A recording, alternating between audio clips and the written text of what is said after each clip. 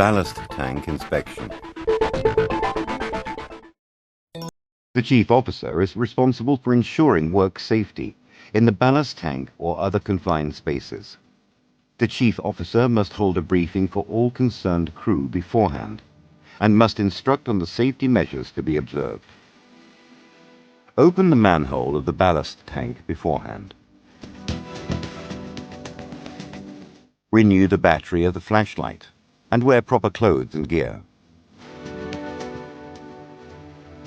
The portable O2 analyzer must be checked and calibrated properly before use.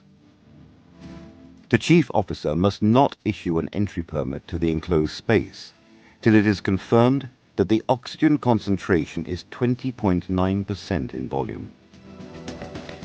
Entry permit must be issued according to the procedure designated in the SMS manual and must be posted on the entrance of the space before entry.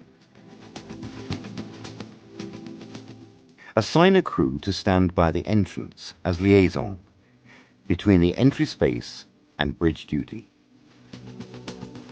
Prepare breathing apparatus and transceivers at the entrance of the space in case of an emergency. Notify the duty officer of the names of the persons entering the space, the name of the space, and the estimated time of work completion. The duty officer on the bridge must record the information. Work inside the confined space should be done with 2 or more persons. Measure and record the level of oxygen concentration, toxic gases, and inflammable gases at least once every 10 minutes. When abnormality is noted, stop work immediately and do not resume work until the atmosphere in the space is checked and found to be normal.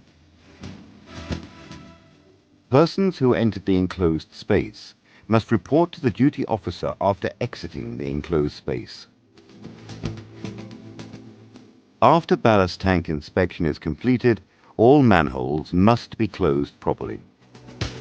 Ensure that the bolts are tightened up, especially in spaces where electric machineries are kept.